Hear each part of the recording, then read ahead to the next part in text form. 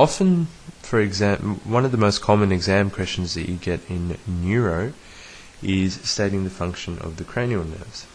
And often what we do as students is try to remember important things for each nerve.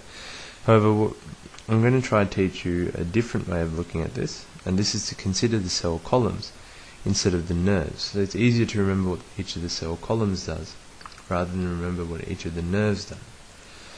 So starting off, if we have a look at this table, we'll move from left to right and consider which nerves connect to which columns. The general somatic afferent column, starting off first, mainly connects to cranial nerve 5. It also has some connections to cranial nerve 7 and also cranial nerve 10. The next column, the special somatic afferent column, connects to cranial nerves 1 and 2, but not in the brainstem, and also to cranial nerve 8 within the brainstem.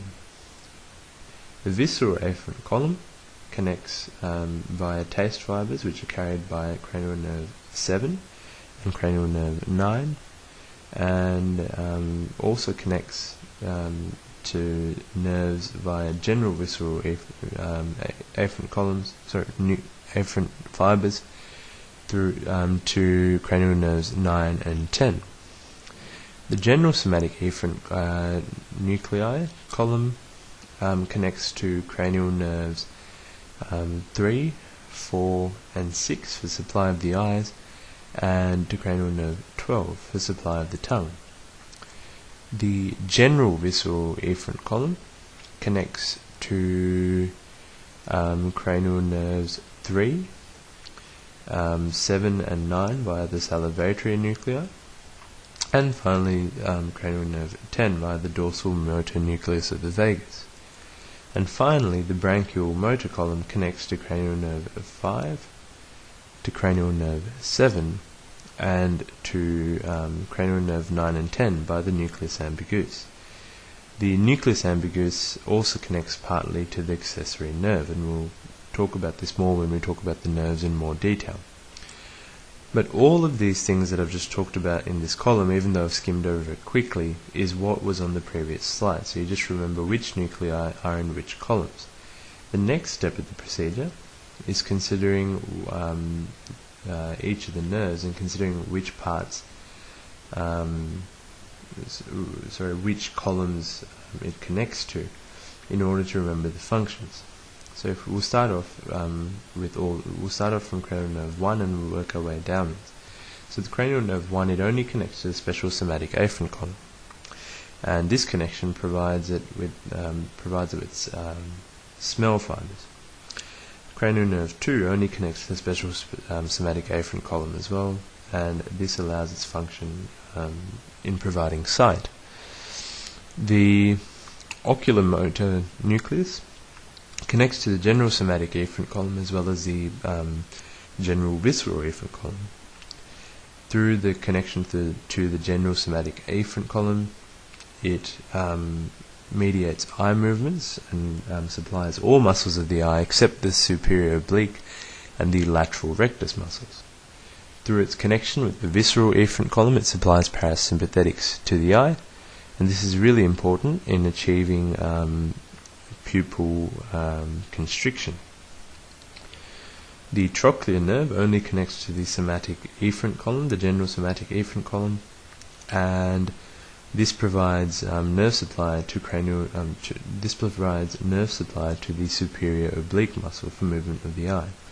The trigeminal nerve connects with the general somatic afferent column, firstly to provide nerve supply to the face and forehead. It also supplies proprioceptive and pain fibers as well. It also connects to the afferent columns. It connects to the branchial afferent nucleus column, and through these fibers it supplies the muscles of mastication, which means chewing, and also the tensor tympani muscle.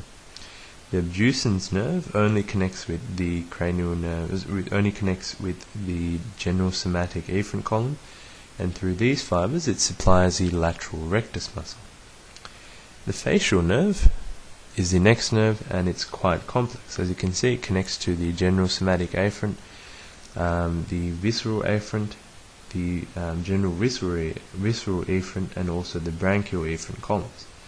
Through its connection with the general somatic afferent column, it mediates sensation to the posterior part of the external acoustic meatus of the ear.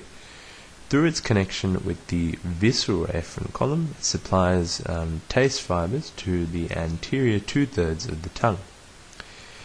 Through its connection now with the visceral efferent fibers, it provides parasympathetic supply to the lacrimal gland and nasopharynx via the greater petrosal nerve, and it supplies parasympathetic supply to the tongue, to the submandibular and sublingual glands by the chorda tympani branch. The final column that it connects to, the branchial motor column,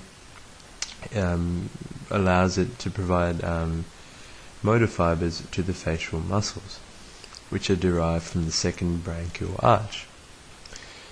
Now we're going to move on to the vestibulocochlear nerve, and as you can see, it only connects to the special somatic afferent column, and this allows its function in perceiving sound. So this is the cochlear part, and equilibrium, which is the vestibular part of the nucleus. Getting close to the end now, we've got the next nerve we've got is the glossopharyngeal nerve. As you can see, it connects to the visceral afferent column, as well as to the general visceral afferent and branchial columns as well. Through its connection to the visceral afferent column, we can see that it provides general sensation to the oropharynx, as well as sensation to the baroreceptors in the carotid arteries. It also has special visceral or taste fibers, which supply a sensation of taste to the posterior third of the tongue. It also connects to the visceral efferent columns, through which it supplies the parotid gland via the lesser petrosal nerve. The branchial fibers carried by cranial nerve 9 are actually very few, and it is responsible only for supply of the stylopharyngeus muscle within the pharynx. The next nerve is the vagus nerve, or cranial nerve 10. It connects also to a variety of nerve columns. Through its connection to the general somatic afferent column, it supplies innervation to the posterior part of the external acoustic meatus of the ear.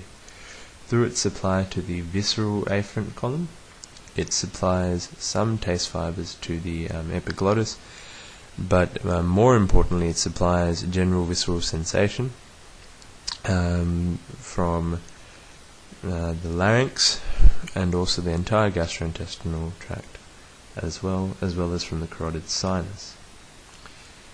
The connection to the general visceral efferent column is through the dorsal motor nucleus of the vagus, and this is responsible for parasympathetic supply of the gut down until the splenic flexure of the column. The branchial motor column finally supplies all the muscles of the larynx and pharynx. The muscles of the pharynx, however, actually are supplied by a branch of the accessory nerve which joins the vagus nerve. So with that note, we'll turn our attention to the accessory nerve, and we'll see that it only connects to the branchial motor column, and these fibers, as we talked about before, are responsible for supply of the pharynx. Muscles from the cervical part, or the spinal part of the accessory nerve, supply the sternocleidomastoid and the trapezius muscles. The final nerve is the hypoglossal nerve, and this only connects to the general somatic efferent column and is responsible for supply of the muscles of the tongue.